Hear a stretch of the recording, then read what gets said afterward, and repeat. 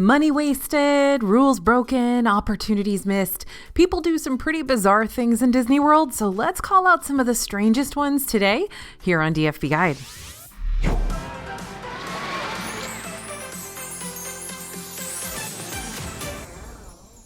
Hey everybody, it's AJ for Disney Food Blog. Now, you'll hear me saying time and again that no two Disney World vacations are ever alike, and that's because each travel group is going to have their own priorities and schedules and food preferences and whatever.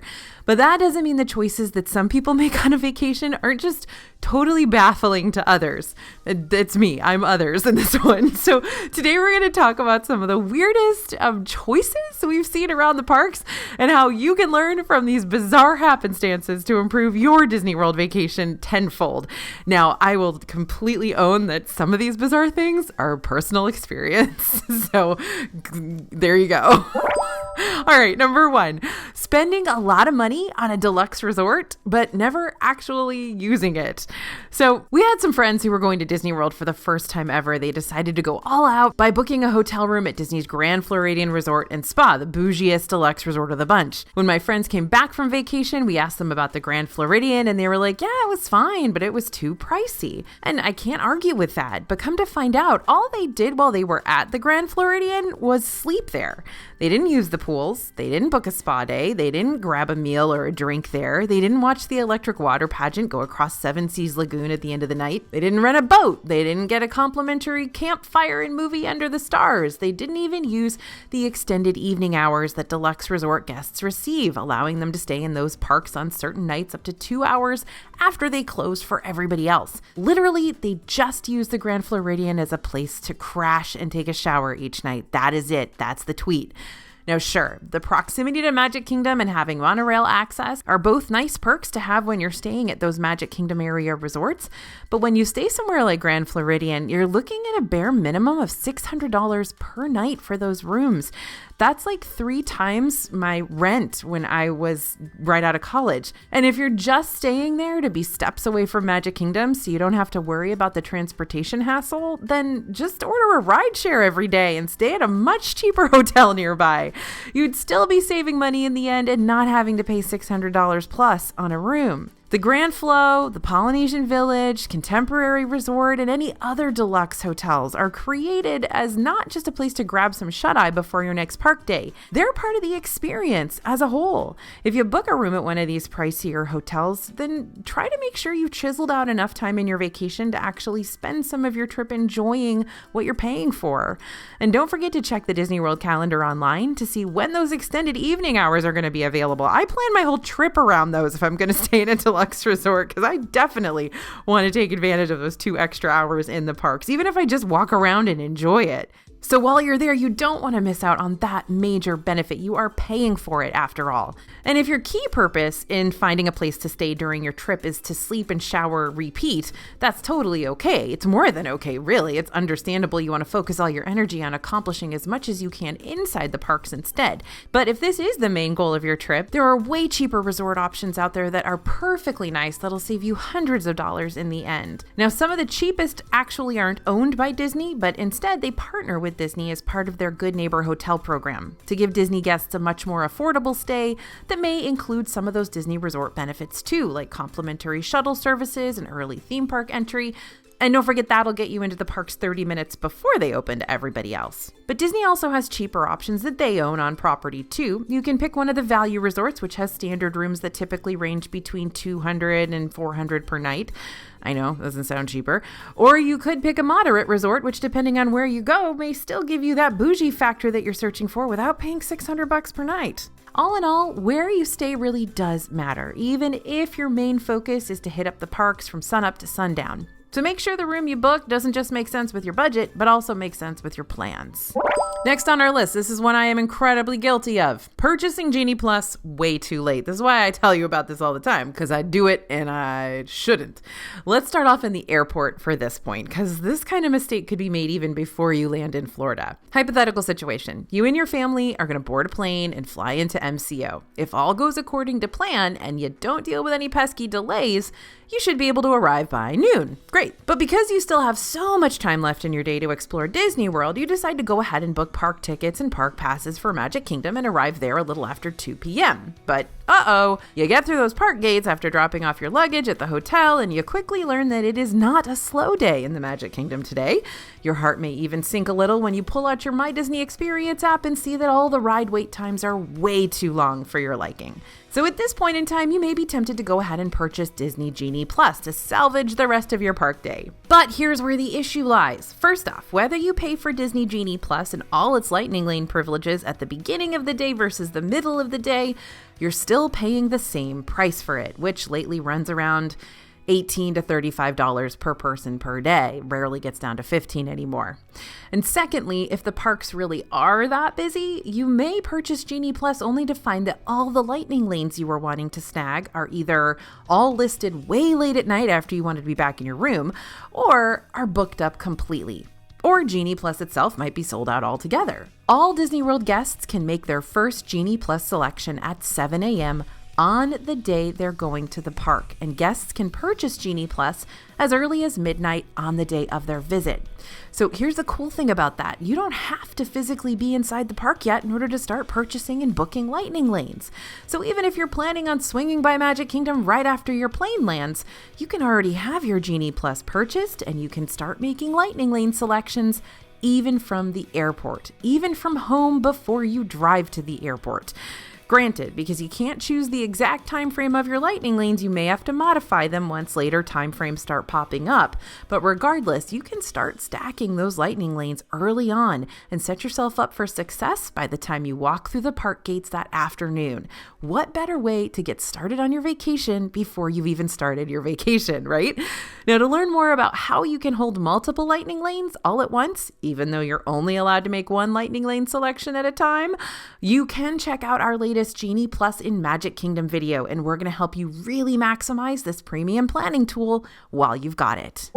All right, another thing that is totally bizarre that people do in Disney World all the time is sneaking their kids on rides. We've heard and seen it all. Extra socks in the shoes, lifts in the sneakers, buying thicker sandals to add a few inches. And for what reason? Just to add a couple extra inches to kids who aren't yet tall enough to ride a certain ride. And truly, all of it generally ends in tears and anger and frustration for the parents, the kids, and the cast members. Or worse, it could end in actual injury, right? Okay, these safety restrictions and height requirements exist for a reason, y'all. Disney's not trying to pick on your kid and bully them out of a super fun ride. They're just trying to keep everybody safe. By trying to get around these rules, people are potentially placing their children at risk. Instead of trying to sneak a child onto a ride they're not ready for, only to have to deal with the disappointment of a failed attempt, we recommend doing a little prep work. Measure your kid before you go to Disney World. Check the height restrictions for those popular rides on the website, and that way you'll know in advance what they can and can't ride, and you can prep them accordingly. If they can't get on a big ride just yet, but the rest of the family gets to go on it, try turning this situation from being a major bummer into an extra special moment. Consider taking your kid to get a favorite treat or a little souvenir, or maybe get in line for another fun attraction that nobody else wants to ride except for them. That way, they can still have a magical time and won't feel left out of all the fun. And for all the adults in your group who do want to experience that big ride, make sure you set up Rider Switch before getting in line. If you're not familiar with Rider Switch, this is a free service that allows part of your group to wait in a ride line while one adult from your party stays outside with a member of your group who isn't able to or doesn't want to ride the attraction. Guests doing Rider Switch will visit a cast member at the attraction, and the cast member there will scan your magic bands.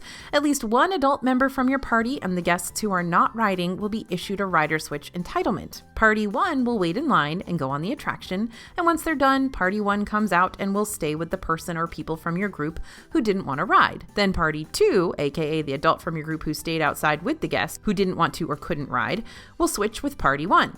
Party 2 will then get to ride the attraction without having to wait in the regular line a second time. Oh, and also Party 2 can choose someone to join them on the ride so they don't have to go all by themselves, meaning some lucky person in the group could be able to ride twice.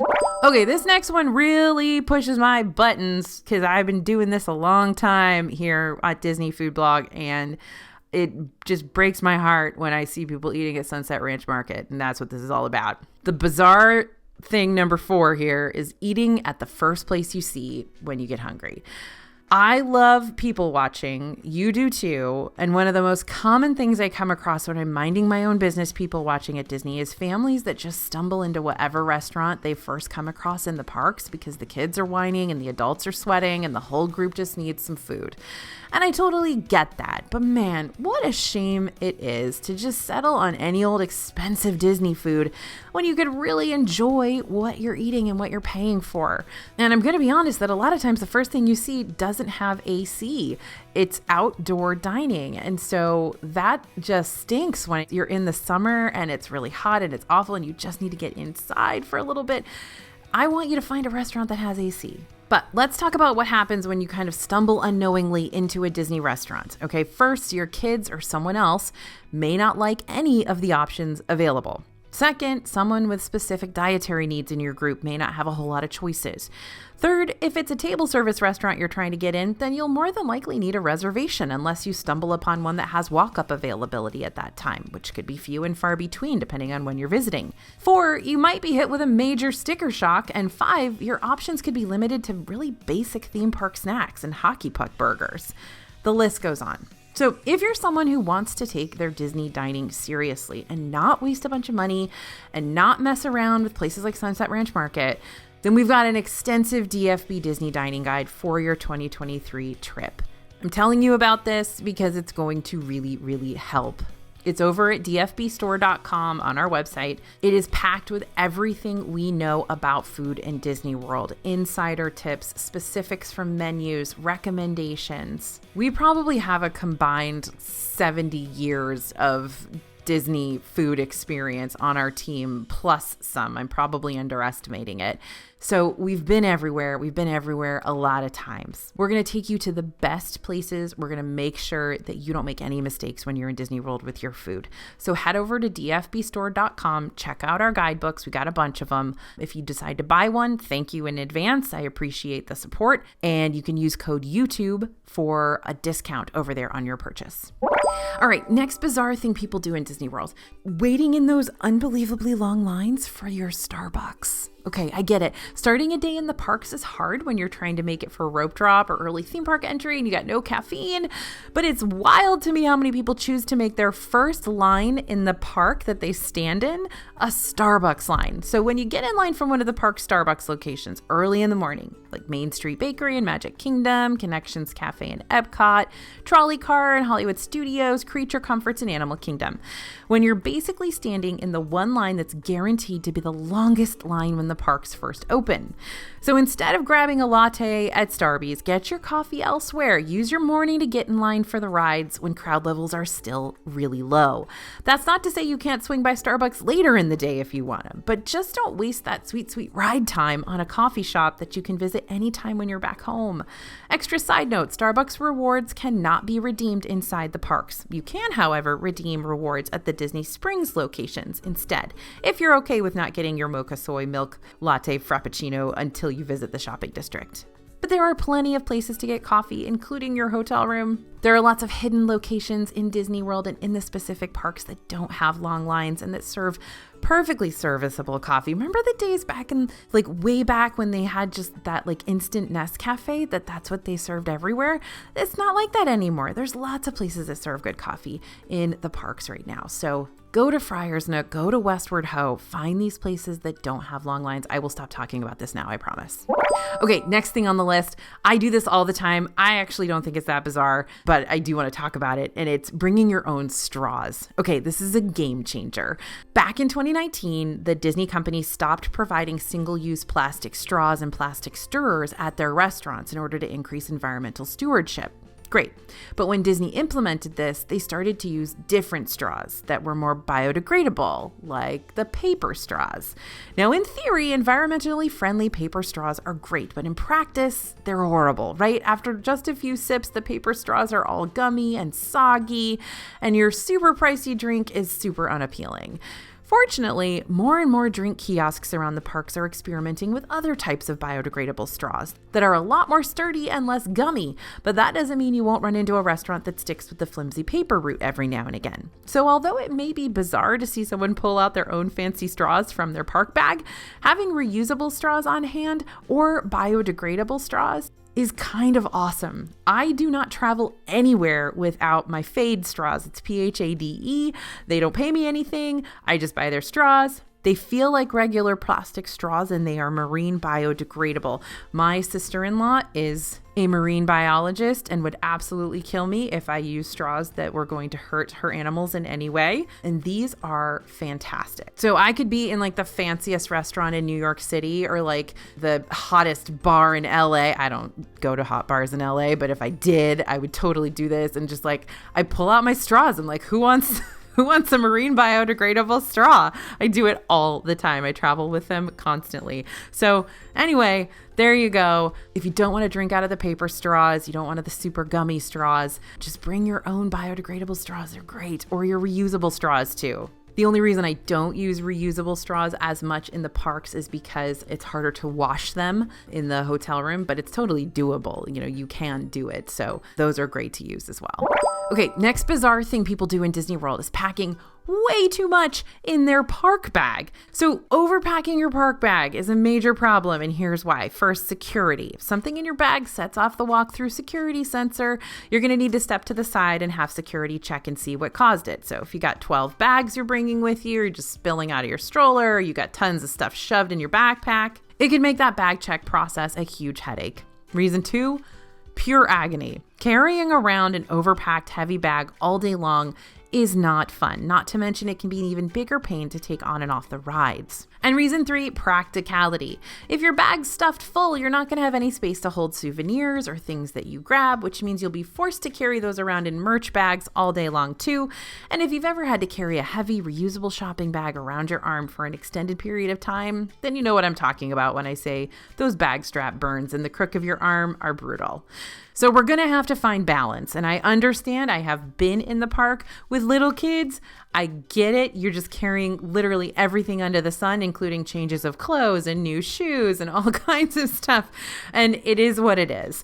But if you can reduce, then you should reduce. Bring your sunscreen, your phone chargers, your wallets, but you don't have to be a pack mule, not all the time. Write down a list of things you absolutely need to have in your park bag, and then practice carrying around that amount of stuff before your trip, like when you take a walk in the park or go grocery shopping. See if that amount of weight is going to be too much on your neck and spine, or if you'll be good to go. Now, this next one is definitely subjective, and I got to give props to people who are able to do it, but I certainly can't, and that's walking around the park in heels.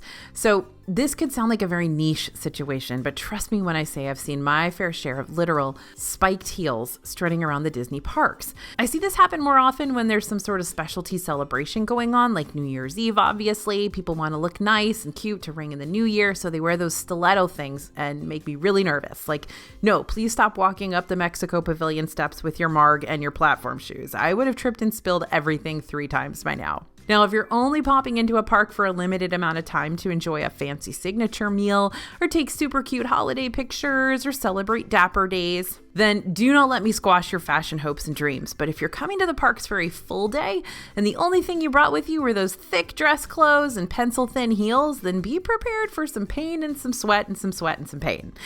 Pack an extra pair of park clothes and comfy shoes in your backpack that you can switch into when you're done taking pictures and ready to take on the parks.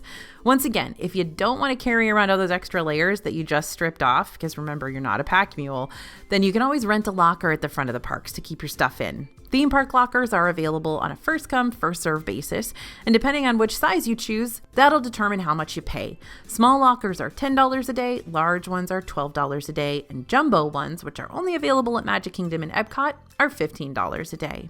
Just keep in mind that lockers are non-transferable, so if you plan to do any park hopping, you'll have to get your stuff out of your locker before you leave and possibly rent a whole other locker at your next location. Or you'll have to swing back by the park where your locker rental is located before the end of the day to pick up your stuff. Now, I know some of you might be like, AJ, I can walk in heels. Get off my back. Everything's fine. I will say I've had to walk in heels all day for media events and things like that. And I switched real quick to flats and low wedges. I will say that because I got some horrible blisters and things just did not go well.